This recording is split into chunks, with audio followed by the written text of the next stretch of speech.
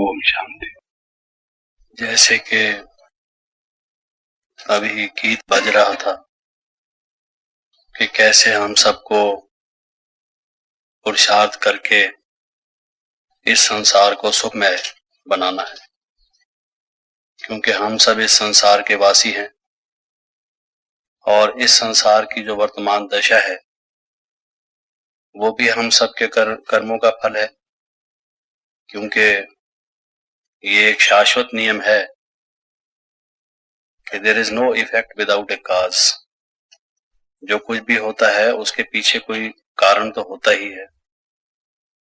और जो मनुष्य जगत की वर्तमान स्थिति है, अवश्य ही जो यहाँ के रहने वाले मनुष्य हैं उन्होंने कुछ ऐसी बातें जरूर की हैं जिससे कि आज संसार में दुख और अशांति है। आपस में नफरत है, हिंसा करते हैं, संकीर्णता है, नैरो माइंडेडनेस है, एक दूसरे के साथ हमदर्दी ना होकर शोषण की भावना या एक्सप्लॉयटेशन है, इत्यादि इत्यादि। वरना संसार में कोई वस्तुओं की कमी नहीं है, रिसोर्सेज की शॉर्टेज नहीं है। और जो वर्तमान समय है इतिहास का, उसमें जो टेक्निकल नो हाउ है, मनुष्य की जो वैज्ञानिक और औद्योगिक या तकनीकी जो उसका ज्ञान है वो भी अपनी पराकाष्ठा पर पहुंचा हुआ है। हो सब कुछ सकता है लेकिन नहीं होता, क्योंकि मनुष्य अपने स्वार्थ में लगा रहता है, अपनी सत्ता बटोरने में लगा रहता है। उसमें कुछ मानवीय मूल्यों की कमी है और सद्भावना की, दूसरों के प्रति हमदर्दी का अभाव है।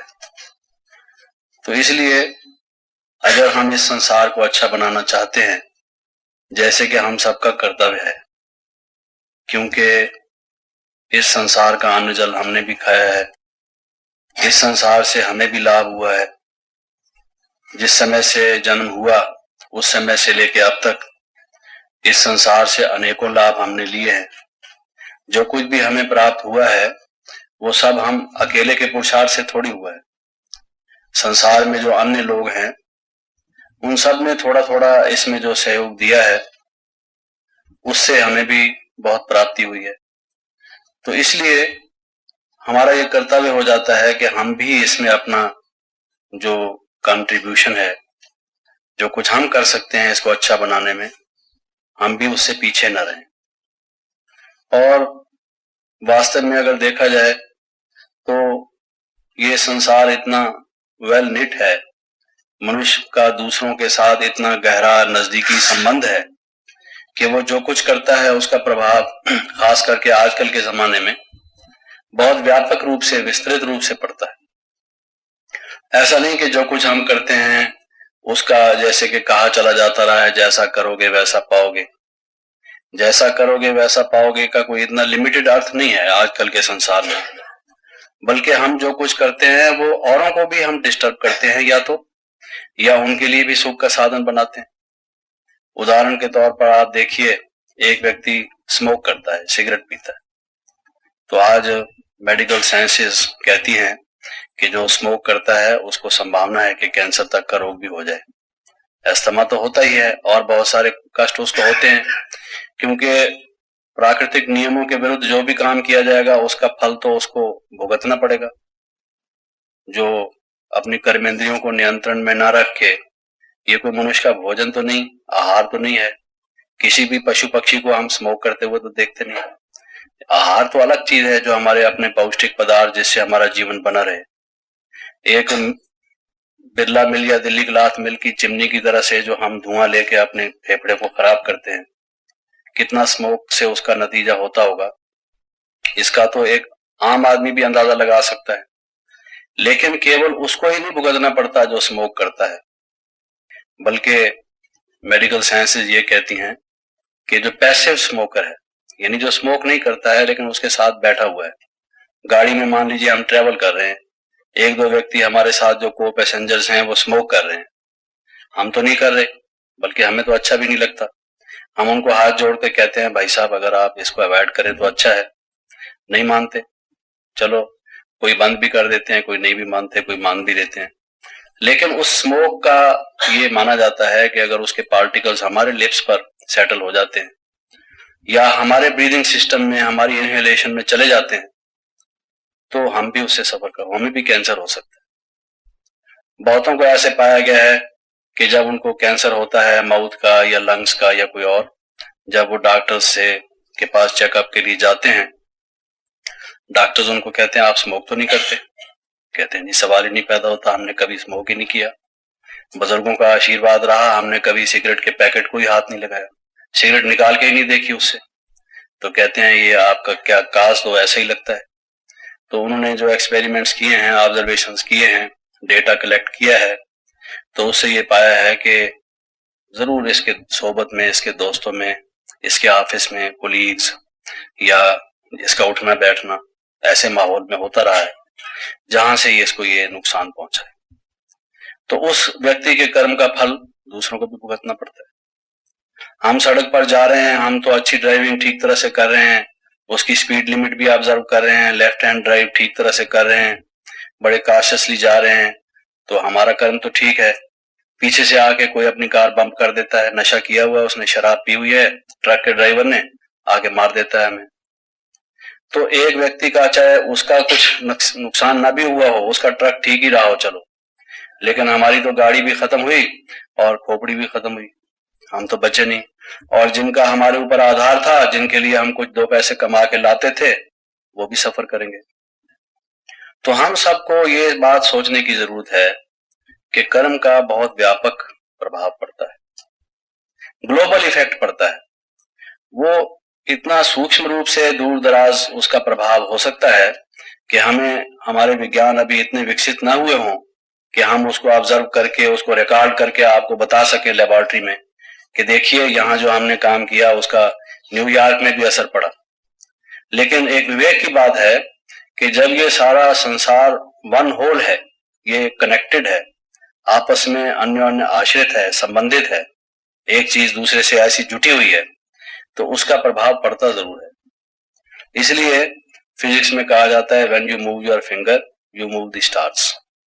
जब आप अपनी अंगुली हिलाते हैं तो तारों को हिलाते हैं।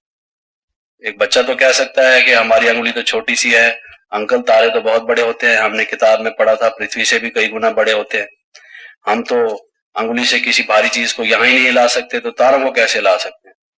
लेकिन थ्योरेटिकली तो ये प्रूव किया ही जा सकता है ना कि हम जब कोई एक्शन करते हैं, नेक्स्ट पार्टिकल्स को मूव करते हैं, वो नेक्स्ट पार्टिकल्स को मूव करते हैं, एक chain of action and reactions तो हम शुरू कर ही देते हैं।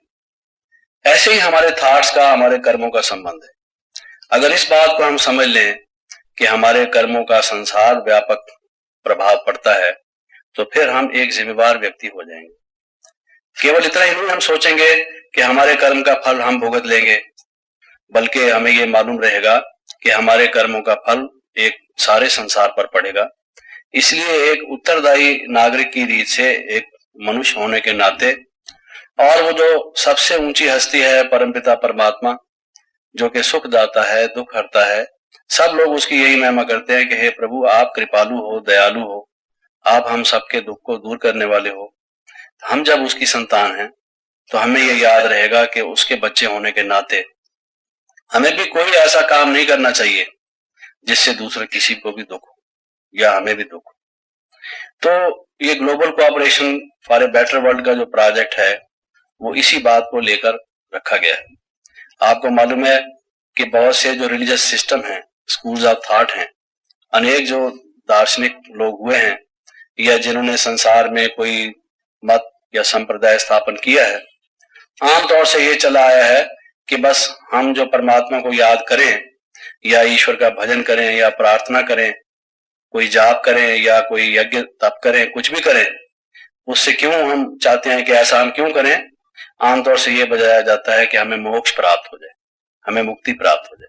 क्यों मुक्ति क्यों चाहते हो, मोक्ष क्यों चाहते हो? कि ये संसार दुखों का घर है।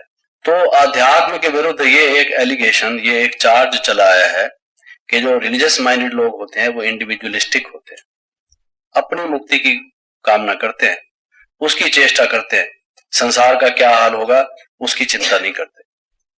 और संसार को दुखों का घर मानकर उसको छोड़ देना चाहते हैं। लेकिन नहीं, जो वास्तविक आध्यात्म ज्ञान है वो हमें ये बताता है कि अगर दुखों का घर है संसार, तो आप कोशिश करके उसमें सुख की वृद्धि करो। जितना आप कर सकते हो उतना तो करो।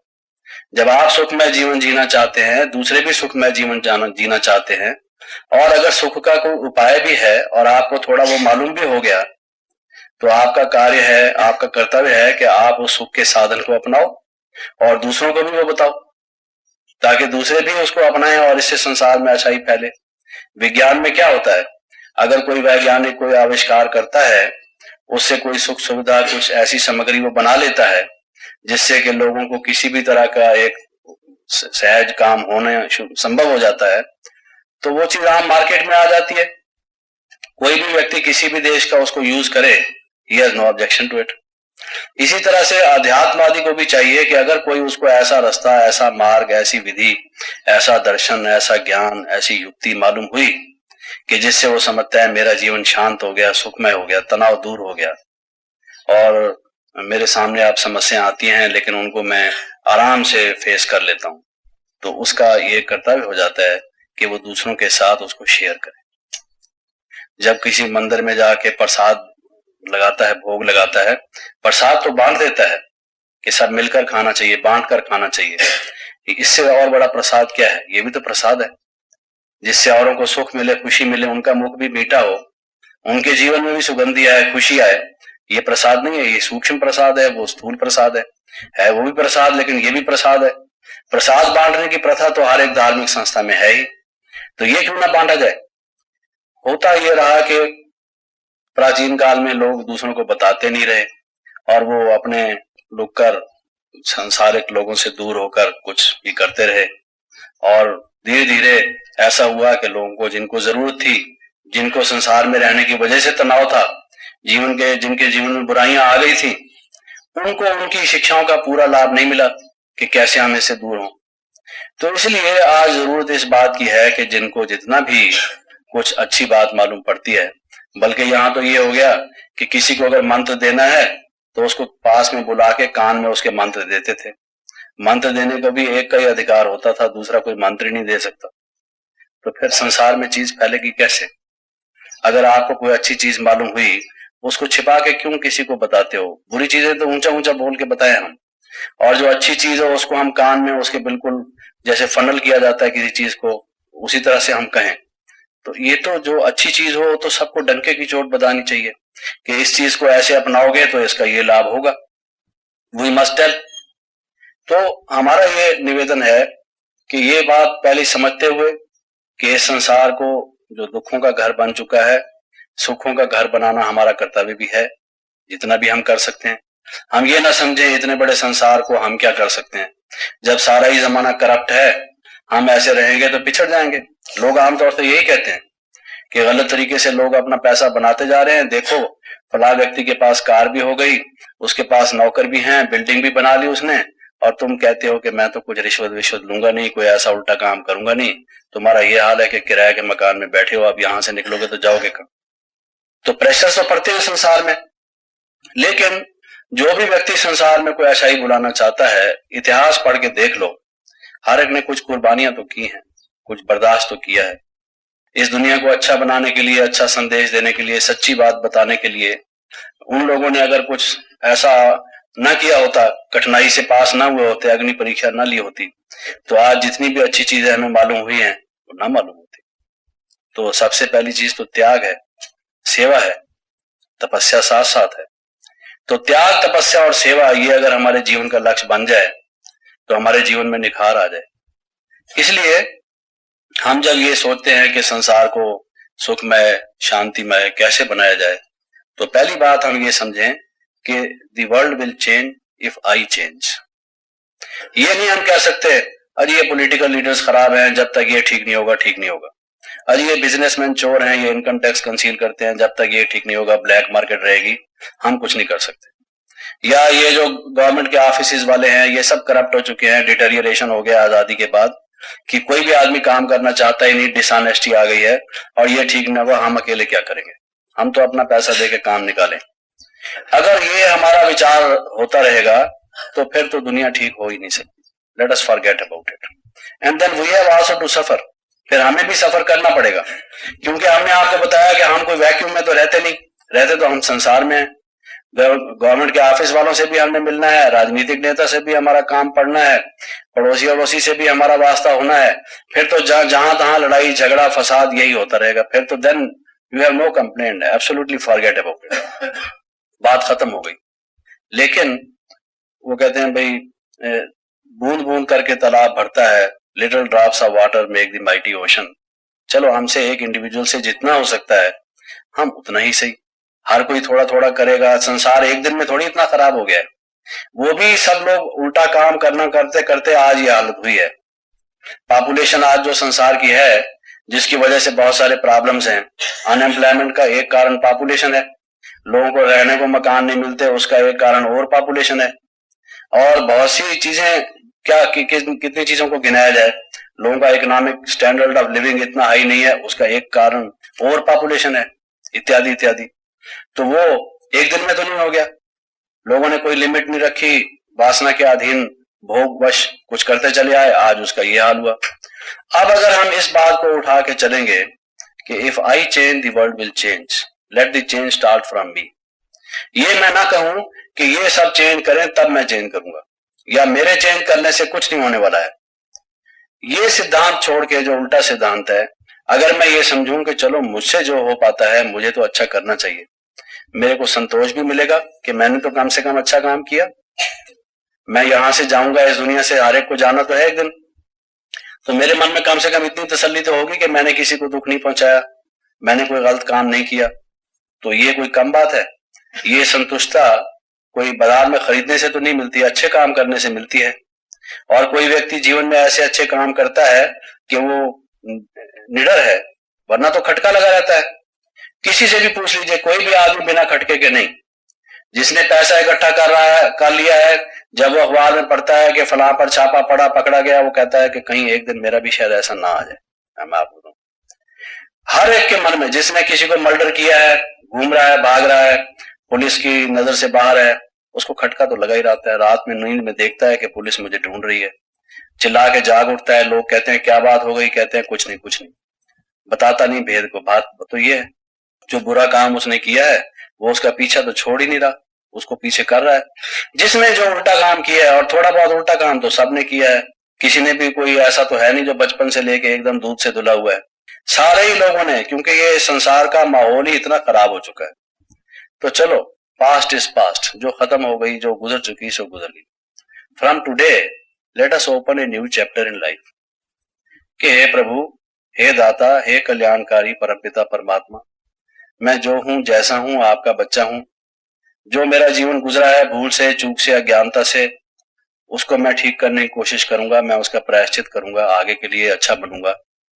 लेकिन इस क्षण से, इस दिन से, इस घड़ी से मैं आपके सामने ये प्रण करता हूं, ये शुद्ध संकल्प लेता हूं, किसी को दिखाने के लिए नहीं, अपने लिए, अपनी खुशी के लिए, अपनी तसल्ली के लिए, स्वयं अच्छा बनने के लिए, कि मेरी जो कॉन्शियंस की आवाज है मैं उसका गला दबाऊंगा नहीं, मैं उसके अनुसार चलूंगा, आपका एक अच्छा बच्चा बनूंगा और इस संसार को अच्छा बनाने का प्रयत्न करूंगा। तो ये जब हम संकल्प ले लेंगे तो चलो, लिटिल बाय लिटिल, वो कहते हैं भाई, वो little and little makes a mighty mickle, थोड़ा थोड़ा करते हम एक दिन अपनी मंजिल पर पहुंच जाएंगे। किसी भी कई मील चलने के लिए भी पहले पहले तो एक ही कदम चलना पड़ता है, we have to start with one step, then only we cover a distance of miles. तो अगर दूर दराज भी हमें कहीं पहुंचना है तो बिगिनिंग्स तो स्मॉल होते हैं। तो पहले पहले अगर हम अपने जीवन में ये देख लें कि हम इसमें किसी को कॉपी नहीं करेंगे, कोई उल्टा काम करता है तो हम उसको कॉपी नहीं करेंगे, वो हमारा नेता नहीं है, वो हमारा गुरु नहीं है, हमारा लीडर नहीं है। हमारा गुरु, हमारा लीडर, हमारा नेता एक परमपिता परमात्मा है जो परफेक्ट है, बाकी तो सब इम्परफेक्ट है। कोई कितने परसेंट परफेक्ट है और कितना बाकी इम्परफेक्ट है, उनको अगर हम देखेंगे तो हमारे में इम्परफेक्शन आएंगी, हम उनसे गलतियां ही सीखेंगे। हमेशा मनुष्य को लक्ष्य और आदर्श तो अच्छा ही रखना चाहिए अपने सामने, तभी तो उतना नहीं तो हम कुछ तो कर पाएंगे। तो ये बात सामने रख के कि वो जो निर्मल, परिपूर्ण, ज्ञान के सागर, शांति के सागर, आनंद के सागर, प्रेम के सागर, पतित पावन, दुख हरता, सुख करता, ये जो सारी महिमा सुनाते हैं, ये सिर्फ कोई बखान मात्र, कहने मात्र नहीं, बल्कि वो इसलिए कि ये आपके लक्ष्य हैं, ये आपके मुद्दे हैं, ये एम्स एंड ऑब्जेक्ट्स हैं जिनको आपने धीरे धीरे धारण करना है। अपने ज्ञान का विकास करो, अपनी पवित्रता को बढ़ाओ, अपने जीवन में सदाचार को लाओ, शांति की मात्रा बढ़े, आनंद बढ़े। ये जो परमात्मा के गुण हैं, ये हमारे जीवन में भी वैसे ही हों, क्योंकि हम उसकी संतान हैं। तो ये अगर हम अपने मन में धारण कर लें कि कोई बुरा काम करता है तो हम उसको कॉपी ना करके, हम अपने लक्ष्य को सामने रख के कि हमें एक नेक इंसान, अच्छा इंसान बनना है, एक आदर्श व्यक्ति बनना है। लोग क्रिटिसाइज भी करेंगे, हाँ जी हाँ, देख लिया हमने, अच्छा आप वहां से होकर आए, आप साधु बनने लगे हो, हाँ जी, और इस तरह से कहेंगे। ये सारे संसार में 2 दिन ऐसे ही होता है, अभी आगे चलो आप पर कौन सा रंग लगता है फिर देखेंगे। People begin to criticise and comment. अगर आप कोई खराबी छोड़ते हैं, मान लो किसी ने शराब छोड़ी, तो लोग कहेंगे हाँ हमने भी छोड़ी थी थोड़े दिन, फिर पता लगा था, फिर डॉक्टर ने कह दिया था कि तुम शुरू नहीं करोगे तो बीमार पड़ जाओगे। वो भी ऐसी एडवाइस करते हैं। आजकल सारा सिस्टम ही ऐसा खराब हो चुका है, हम आपको बताएं। तो हम उन बातों का ख्याल ना करके, अगर हम डिटर्मिनेशन से, क्योंकि पहली चीज है दृढ़ संकल्प, अगर हमारा इरादा ही मुसम्मम नहीं, हमने मन में कोई तहिया ही नहीं किया हुआ, डिटर्मिनेशन ही नहीं की हुई, फिर हम कुछ अचीव नहीं कर सकते। बेपेंदे के लोटे की तरह से फिर हम रहेंगे। वेवरिंग माइंड अगर हमारा रहा, लेट अस डू और डाई। अच्छी चीज को पाने के लिए हमको फिर सब कुछ करना पड़ेगा, ये समझ के जब हम चलते हैं तो फिर हम उस चीज को अचीव कर पाते हैं। तो मैंने ये बताया कि मैं बदलूंगा तो संसार बदलेगा। Let the process start with me. दूसरी बात ये कि क्रिटिसिज्म हो, कमेंट्स हो, लेग पुलिंग हो, कुछ भी हो, मैंने अच्छाई की तरफ बढ़ते जाना है, मेरे जीवन का लक्ष्य मैंने अचीव करने की कोशिश करनी है। ये हमारी डिटर्मिनेशन, हमारी पूरी थॉट। तीसरी बात यह कि हमें यह पक्का ख्याल रखना चाहिए कि हमारे जो कर्म हैं वो केवल हमारे व्यक्तिगत ही नहीं बल्कि संसार पर उनका प्रभाव पड़ता है। तो उसमें हमारी रेस्पॉन्सिबिलिटी बढ़ जाती है कि हमने अच्छे कर्म करने हैं, केवल अपने ही लिए नहीं बल्कि दूसरों के भी भले के लिए। चौथी बात मैंने आपको ये बताई कि ये संसार अगर बुरा बना है तो हम सबके कर्मों से, और अगर इसको अच्छा बनाना है तो उसमें भी हम सबका कुछ कर्तव्य है, कुछ रेस्पॉन्सिबिलिटी है, कुछ उत्तरदायित्व है। ये कहकर के ये संसार खराब है इसको छोड़ दो, इससे बात नहीं बनेगी, बल्कि इस संसार को अच्छा बनाने में सब लग जाओ। जने जने की लकड़ी एक जने का बोझ, अगर थोड़ा थोड़ा सब इसको करने लग जाएंगे तो काम हो जाएगा। ये चीज हमको सामने रख के करनी चाहिए। लेकिन प्रश्न यह है कि करना क्या चाहिए। बातें तो सब ठीक हैं, लेकिन क्या करना चाहिए, व्हाट शुड वी डू। तो जैसे मैंने कहा कि जब हम ये याद रखेंगे कि मैं बदलूंगा तो संसार बदलेगा, मैं किसी का बदला नहीं लूंगा, बदल कर दिखाऊंगा। आजकल संसार में ये होता है कि हमें किसी ने कुछ कहा तो हम उसका बदला लेने की कोशिश करते हैं, लेकिन हमारा मोटो क्या होना चाहिए कि मैं बदला नहीं लूंगा, बदल कर दिखाऊंगा। हमारे जीवन में अगर ये पहली बात हो कि मैं चेंज होऊंगा, मेरी जो आदतें हैं, हैबिट्स हैं जो खराब, जिनसे दूसरों को कष्ट होता है, मैं भी बाद में पछताता हूं, तो मैं एफर्ट्स करूंगा सिंसियरली और पूरे जोर लगाकर पूरी फुल फ्लेज्ड एफर्ट्स करूंगा कि जिससे उनको ठीक करें। तो हम ये समझते हैं कि जो शिक्षा का क्षेत्र है जहां पर के विद्यार्थी संपर्क में आते हैं, एक विषय अगर हम कोई पढ़ाते हैं 1 साल, दूसरी कक्षा में या तीसरी कक्षा में कुछ समय तक विद्यार्थी हमारे संपर्क में आते रहते हैं, तो एक बहुत बड़ा उत्तरदायित्व है कि जो मटेरियल हमें मिला है जिनको हम ठीक करें, उसमें चाहे विषय हम कोई भी पढ़ाते हों। मैं ये कह रहा था कि वो जो बच्चे संपर्क में आते हैं उनकी लाइफ, क्योंकि अभी जो जिस प्रकार से शिक्षा पद्धति चल रही है, सिलेबस या कोर्सेज बने हुए हैं, उसमें तो कोई इतना मार्जिन है नहीं कि बच्चों को कोई इस प्रकार से नैतिक शिक्षा दी जाए, विशेष रूप से, बहुत स्पष्ट रूप से या अच्छे स्तर पर। लेकिन जैसे कि मैंने पिछले दिन भी कहा था कि टीचर की जो अपनी पर्सनैलिटी है, उसका जो अध्यापक या अध्यापिका का जो अपना व्यक्तित्व है, अपना जो उसका बिहेवियर या व्यवहार है, सबसे बड़ा जो पाठ पढ़ाने वाली चीज है वो तो वो है।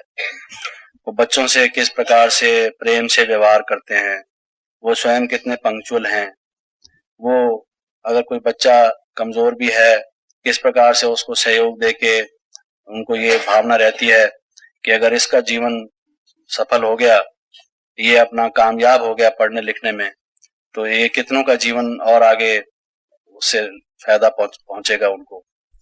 तो वो उसको एक हड्डी मांस का पिंजर ना देखकर कि ये देखकर कि एक मनुष्य के साथ कईयों का वो जुटा हुआ है संबंध, और इस एक का मैं भला करूंगा तो मैं भी अपना कुछ समाज में संसार में एक अच्छा कर्तव्य कर पाऊंगा। और ये देखा गया है कि बाद में वो जब स्टूडेंट्स मिलते हैं जीवन भर उनको याद रहती है। कुछ समय पहले न्यूज़पेपर में छपा था, जो हमारे यहाँ के आर्मी चीफ थे वो मद्रास में गए थे और वो कई दफा अपने परिवार से, अपनी वाइफ से, बच्चों से, अपने जो टीचर हैं उनके तमिलनाडु में, उनकी महिमा करते रहते थे कि वो, इससे पिछले आर्मी चीफ की मैं बात कर रहा हूँ, कि वो बहुत अच्छे टीचर थे, बड़े हंसमुख थे और उनके और गुणों का वो वर्णन करते रहते थे। जब कभी बात हो तो उनका जिक्र कर बैठते थे। तो न्यूज़पेपर में छपा था कि जब वो वहां गए मद्रास में, शायद मेरे ख्याल में जहां तक मुझे याद आता है, तो उसकी वाइफ ने उनको वहां टेलीफोन पर कहा कि आप हमेशा उनकी बात तो करते थे, आपके उनसे मिल के आना। तो उन्होंने सूचना उनको पहुंचाई कि हम आपसे मिलने आएंगे। वो भी सडनली हैरान हो गए कि ये हमसे किस लिए मिलने आएंगे, उनको भी पूरा याद नहीं रहा। लेकिन वो उनसे मिलने गए और उन्होंने उनके प्रति अपना आदर भाव, अपना स्नेह प्रकट किया कि आज मैं इस पद पर पहुंचा हूं और जो ये डिसिप्लिन या जो कुछ और बातें, विशेष कई गुण मैंने धारण किए हैं, वो आपकी बदौलत है। टीचर को भी बड़ी खुशी हुई कि मेरा एक विद्यार्थी ऐसा होनहार निकला जिसने इस पद को प्राप्त किया। स्टूडेंट्स को भी बड़ी खुशी हुई कि मैंने, टीचर ने जो मेरे पर मेहनत की थी, मैंने उस मेहनत को, वो जो उन्होंने मुझसे आशा की थी, मैंने वो पूरी करने की कोशिश की। तो ये कितना एक सुंदर दृश्य होता है जब बच्चे काफी समय बाद मिलते हैं, बड़े होकर अच्छी अच्छी पोजीशंस पर होते हैं और वो कहते हैं मास्टर जी, टीचर साहब, या जैसे भी शब्द वो बोलते हैं, बहन जी आप हमारी टीचर थी, आपको याद है। तो क्या वो एक सुंदर सी फीलिंग, अच्छी सी फीलिंग होती है। तो उस बात को हम समझते हुए अपने मन में हमेशा ये ख्याल रखें कि बच्चे घर में तो जो थोड़ा टाइम रहते हैं या खेलते हैं बच्चों के साथ, औरों के साथ स्ट्रीट में या मैदान में, लेकिन जो स्कूल में जितने आवर्स वो पास करते हैं, ठीक है, हमारे उनकी जो एकेडमिक अटेनमेंट्स हैं, जो उनकी शैक्षणिक जो योग्यताएं हैं, हमारा ध्यान उस ओर तो देना ही जरूरी होता है, लेकिन साथ साथ हम उन पर एक ऐसा इम्पैक्ट छोड़ जाए, ऐसा उनको मोल्ड कर दें कि वो उस चीज को धारण करें। मुझे याद है कि जब मैं छोटा बच्चा था, क्लास का मॉनिटर था, तो जिन लोगों की एप्लीकेशंस आती थी लीव वगैरह के बारे में, तो वो हम ले जाते थे। कई दफा हमें टीचर कहते थे कि आप हेडमास्टर साहब के पास ले जाओ। तो दूसरी कक्षाओं के भी आए हुए होते थे, जैसे हमारी जमाने में पद्धति थी। तो एक स्टूडेंट वहां आया हुआ था हेडमास्टर साहब के पास, जैसे मैं आया हुआ था, और वो जब तक हेडमास्टर साहब उसके बारे में कुछ बात करें या उसे सुने, वो टेबल पर ऐसे झुककर हाथ रखकर खड़ा हुआ था। तो आज तक मुझे वो बात भूली नहीं। टीचर ने, उस हेडमास्टर साहब ने उसको कहा कि तू इतना छोटा बच्चा है, सीधा होके तो खड़ा होना चाहिए, तुम्हें क्या दिक्कत है, इस तरह से खड़े होते हो। तो कम से कम उसको कहा तो मैं समझता हूँ उसको भी लाभ जरूर हुआ होगा, लेकिन बड़े प्रेम से, स्नेह से पहले उन्होंने कुर्सी पर बिठाया और बिठाने के बाद कहा कि बोलो क्या बात है। तो पूछा उनसे, उनकी तरफ अटेंशन दी, प्यार किया उनको, और साथ में ये कहा कि तुम्हें कोई तकलीफ है, तुम यहाँ ऐसे खड़े थे। तो उसने कहा नहीं, तकलीफ तो नहीं है। तो वो उससे समझ गया कि मेरा ये खड़ा होना गलत था। हमने भी समझ लिया कि इस तरह से खड़ा होना गलत होता है। जब इस उम्र में ही अगर ऐसी आदत हमारी पड़ जाएगी तो आगे जाकर क्या होगा। तो ये छोटी छोटी बातें होती हैं, अगर टीचर अपने स्टूडेंट्स की तरफ ध्यान देता है। ऐसे ही मुझे याद है जब मैं टीचर्स ट्रेनिंग इंस्टीट्यूशन में था, तो हम, आपको मालूम है, अपनी मॉडर्न सिस्टम ऑफ एजुकेशन के मुताबिक कि बच्चे को मारना पीटना नहीं चाहिए। तो हमारे जो ट्रेनिंग देने वाले स्टाफ में से एक टीचर थे एक प्रैक्टिसिंग स्कूल में, तो वो कहने लगे, मेरे पास एक बच्चे को ले आए और कहने लगे कि आप तो कहते हैं कि बच्चे को पीटना नहीं चाहिए, ये तो सब थ्योरेटिकली बातें हैं, प्रैक्टिकल कोई समस्या का हल करके आप लोग दिखाएं तो हम भी उससे कुछ समझें। ये बच्चा है इसको आप समझाइए तो हमारे लिए कोई प्रैक्टिकल लेसन हो। ये चोरी भी करता है, दूसरे लड़कों से लड़ता भी है, लेट भी आता है, घर का काम करके नहीं आता है, रिजल्ट इसका हमेशा खराब रहता है, ये तो मेरे लिए हेडेक है, इत्यादि इत्यादि। एक लंबी बात है, वो उस केस को मैंने पर्सनली हैंडल किया और जिस तरह से प्रेम स्नेह से उसको हैंडल किया गया, कई कम्प्लेक्सेस उस बच्चे में हो चुकी थी और बात बीच में एक छोटी सी यही थी कि वो बच्चा शुरू शुरू में उसकी जो बुनियाद पड़ी, वो बच्चों में जैसे चंचलता होती है, जब वो घर वापस जाता था स्टूडेंट्स के साथ हंसता खेलता, कई दफा उलझ भी जाते थे बच्चे आपस में, तो उसकी इंक पार्ट वगैरह टूट गई, या मान लो किसी ने उसकी किताब को फेंक दिया तो उसकी जिल्द उतर गई, या उसकी पेंसिल या कोई पेन लेके टूट गया या गुम हो गया, ऐसे 2-4 छोटी वारदातें हुई और उसके पेरेंट ने कहा कि तू शरारती लड़का है, मैं तुझे रोज रोज तुम्हारे ऊपर खर्च नहीं करूंगा। और वो नतीजा ये था कि क्लास में कुछ ले नहीं जाता था, ना इंक पार्ट ले जाता था, ना वो ले जाता था। घर में उसकी उस तरह से पिटाई होती थी, स्कूल में मास्टर कहता था तू निकम्मा लड़का है, तू चीजें ही पूरी नहीं लाता तो पढ़ेगा क्या। और वो फिर दूसरों की चोरी करता था कि कहां से पूरी करे, इंक पार्ट वगैरह औरों की चोरी कर लेता था, चोरी करके फिर वो छिपाने की कोशिश करता था ताकि पकड़ा ना जाऊं। तो सारी बुद्धि तो उनकी इन्हीं कामों में लगी रहती थी, तो उसका रिजल्ट तो खराब निकलेगा ही। तो ये उसका जो एनालिसिस था सारी जो उसकी जेनेसिस ऑफ द ट्रबल थी, जो सारा एक कारण उसका वो यही था। लेकिन किसी ने यह कोशिश नहीं की कि बच्चे और उसके पेरेंट्स और टीचर को बुला के कह दिया जाए कि भाई अब इस पिछली बात को छोड़कर, अब बच्चा है, अगर एक दफा ऐसे गलती हो गई, अब इसको तुम सामान तो लेके दिया करो। और उनको कहा जाए कि अच्छा कोई छोटी मोटी भूल हो जाए तो थोड़ा इसको प्यार से आप अपना हैंडल करने की कोशिश करो। उसके बाद वो बच्चा बड़ा ब्रिलियंट निकला, दिमाग तो उसका ठीक था, लेकिन वो चोरी करने में और चोरी की हुई को छिपाने में लगा रहता था। जब वहां से उसकी अटेंशन रिलीज हो गई, पढ़ाई की तरफ वो चली गई, तो फिर उसका फल बहुत अच्छा हुआ। तो कहने का भाव यह है कि अगर हम ये global cooperation for a better world project में जो टीचर्स हैं, पहली बात अगर वो ये ख्याल रखें कि हम as a citizen, as a human being, as a child of God, as a person on this planet earth, अगर हम ठीक रहे तो हमारा प्रभाव, पहले तो हमारी अपनी सेल्फ सेटिस्फेक्शन होगी, फिर दूसरों पर प्रभाव जो उसका पड़ेगा वो अच्छा पड़ेगा, और उसमें फिर जो उनकी विशेष ऑफिशियल ड्यूटी है जिसमें नंबर ऑफ आवर्स वो स्पेंड करते हैं, जिसके लिए उनको सैलरी मिलती है, वो ये समझ कर के ये तो जीवन के गुजारे का एक साधन है, लेकिन इसके साथ साथ जो एक ह्यूमैनिटेरियन वर्क है, संसार को अच्छा बनाने के लिए ये जो नई पीढ़ी हमारे सामने आ रही है, इसमें नैतिक मूल्यों का और इनके चारित्रिक नींव को सुदृढ़ करने का अगर हम यहाँ अभी से अटेंशन देंगे तो उसका फल हमारे देश के लिए, हमारे समाज के लिए, विश्व के लिए कितना सुंदर होगा, कितना अच्छा होगा। आज जो लोग लड़ते हैं और कितना हर प्रकार व्यापार, राजनीति, सामाजिक जीवन, यहाँ तक के धार्मिक जो दो ही चीजें मैं समझता हूं जो मुख्य कारण है।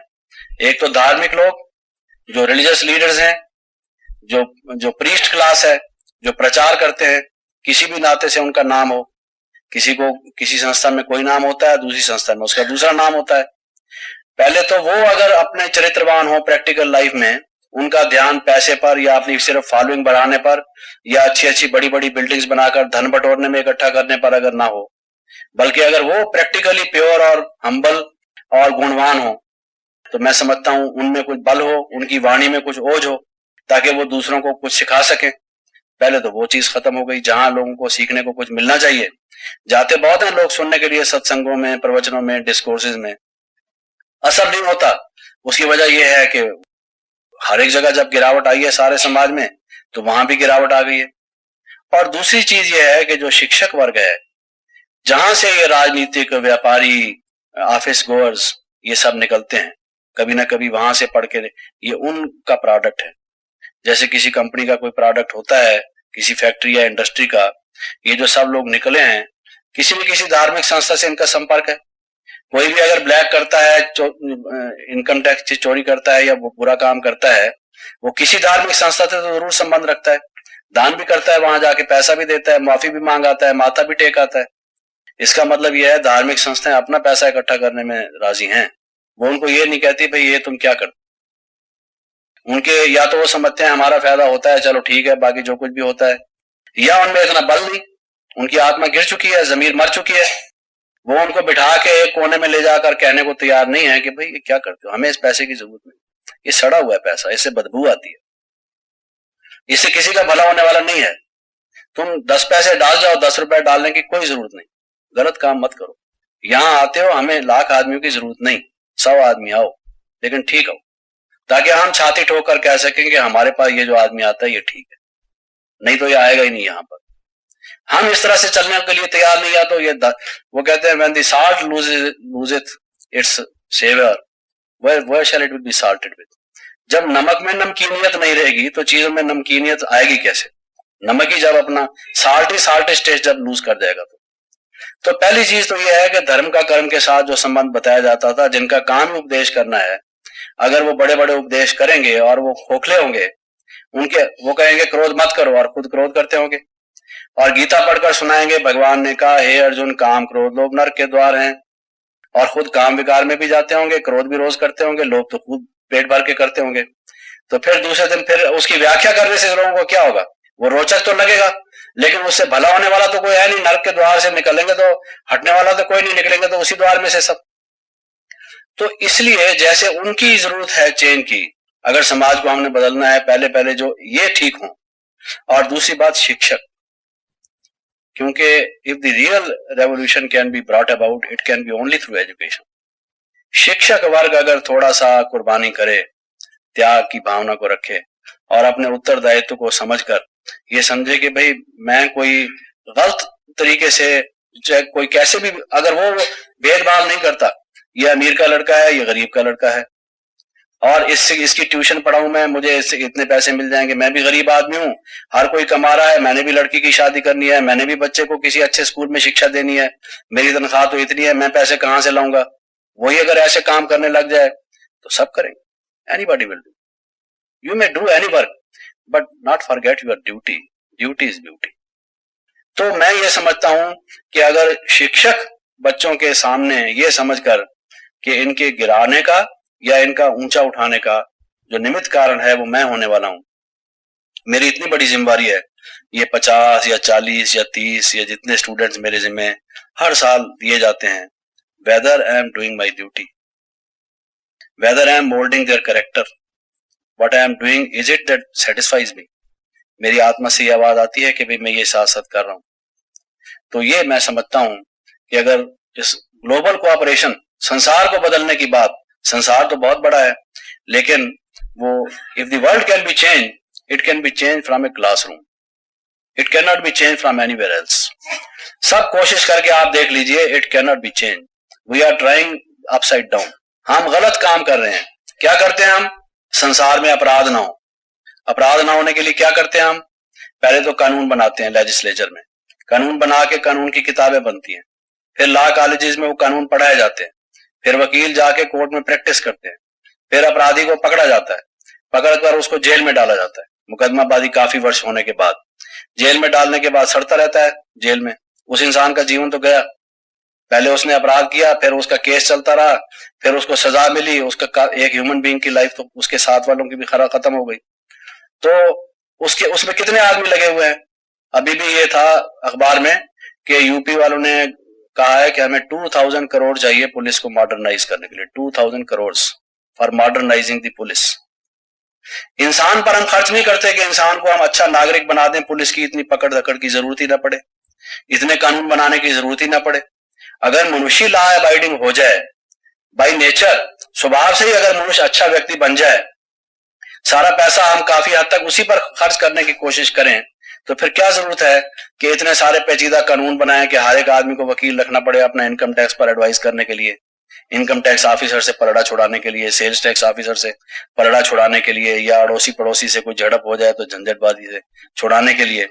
अगर आपस में हम सद्भावना से, प्रेम से, भाईचारे से और नियम पालन करने वाले स्व अनुशासित व्यक्ति हो जाएं, तो ये 2000 करोड़ एक स्टेट में खर्च होते हैं, और सारे वर्ल्ड में कितनी मिलिट्री है, कितने बम बनाए जाते हैं, किस लिए, defence, defence against whom, against the neighbouring country, who are there in the neighbouring country, the human beings. इंसान इंसान से इतना डर रहा है, इतने बॉम्ब्स उसने बना लिए, और जबकि लोग एक चिमटा भी दूध का नहीं मिलता बेचारे बच्चों को, गरीबों के, जो सारी उम्र भर भी जिनको कोई बीमारी हो जाए तो उसके लिए अनुकूल दवाई का पैसा भी उनको नहीं है। उनकी माँ उनके सामने मर रही है जिसने जन्म दिया था, लेकिन पैसा नहीं है उनके पास कि उसका इलाज किया जा सके। अस्पतालों में भी स्ट्राइक है, डॉक्टर लोग आते नहीं। क्या हालत है इस संसार की। तो अगर ये संसार बदला जा सकता है तो ये क्लासरूम से, स्कूल से बदला जा सकता है कि बच्चों, honesty is the best policy, duty is beauty. चरित्र महान बल है। पैसा जरूरी है, पैसा संसार में हमारे बहुत सी जरूरियात को पूरा करता है, but it is only one of the factors. गलत तरीके का पैसा नहीं, अच्छे तरीके से कमाया हुआ पैसा। हमें याद है हमारे जमाने में बुजुर्ग कहते थे, जब उनसे कोई बात कहता था गलत तो कहते थे नहीं जी, हम बाल बच्चेदार आदमी हैं, हम खराब कमाई घर में नहीं लाएंगे, हम बच्चों का जीवन नहीं बिगाड़ना चाहते, ऐसे कहते थे। और आज हम देखते हैं लोग कहते हैं नहीं जी, the same argument but in a different way, हम बाल बच्चेदार आदमी हैं, अगर हम इस तरह से कमाई, ऊपर की कमाई कहते हैं उसको, ऊपर की कमाई ना करें तो हम बाल बच्चों को हम कैसे चला सकेंगे। बात वो भी बाल बच्चों को ले आते हैं, सिलोगिज्म इज द सेम, लेकिन वो उसको इन्वर्ट करके बताते हैं, हम बाल बच्चेदार आदमी हैं, गुजारा कैसे होगा अगर हम ऐसे ना करें तो। दे से द अदर वे अराउंड। लेकिन ये हम कहते हैं चाहे थोड़े से ही टीचर्स हों, लेकिन अगर वही मान लो मन में ये डिसाइड कर लें कि हम तो ये कोशिश करेंगे, तो माहौल बदलते बदलते बदल जाता है। It takes a turn. एक अगरबत्ती अगर सारे कमरे को सुगंधित कर देती है, एक स्कूल में एक भी टीचर हो, सबका ध्यान जाता है कि he is different from others, he is totally different. इसका बिहेवियर, इसका स्नेह, इसकी शिक्षा देने का तरीका, इस व्यक्ति के जीवन, इसका अनुशासन। बच्चे छोटे होते हैं, हम कई दफा समझते हैं कि ये नहीं समझते, लेकिन आजकल के बच्चे, कंप्यूटर एज के बच्चे, टीवी एज के बच्चे बहुत कुछ समझते हैं। उनसे कभी आप बात करके देखें, आपको हर एक टीचर के बारे में बताते हैं कि व्हाट आर देयर फीलिंग्स। तो अगर हम ये कोशिश करें कि हम उन बच्चों का जो कि एक चेतन सत्ता रखते हैं, उनके बीच में हम ऐसा प्रभाव उन पर डालें जिससे कि उनका जीवन बन जाए, I think we will be doing a great duty. दूसरी बात यह है कि जैसे कि आपको रिपोर्ट में भी उस दिन रात को पढ़ के सुनाया गया था, हम लोगों ने क्रिएटिव स्टडी ग्रुप्स शुरू किए इस global cooperation for a better world project के अंडर, ताकि बच्चों से ही एक सिस्टमेटिक वे में, बजाय इसके कि कोई व्याख्यान देकर या प्रचार करके कोई बात कही जाए, उनके अपने मन से जब कोई बात निकलती है तो वो उसको करने में ज्यादा वो दत्तचित होकर करते हैं। तो वो director of education different states के, उन्होंने परमिशन दी, एजुकेशन मिनिस्ट्रीज ने परमिशन दी। आपको रिपोर्ट पढ़कर सुनाई दी गई थी कि कई स्कूलों में क्या हुआ। तो वो अगर आप अपने स्कूलों में करा सकें, कुछ मेडिटेशन सिखाने का प्रबंध अगर आप करा सकें, चाहे कोई ऑफिशियल रीज से नहीं, लेकिन कोई बच्चा वैसे ही सीखना चाहता है, आपने कभी जिक्र कर दिया कि मेडिटेशन से मनुष्य को शांति मिलती है, anyone who is interested in shanti, let him come to you, आप उसको बताते हैं।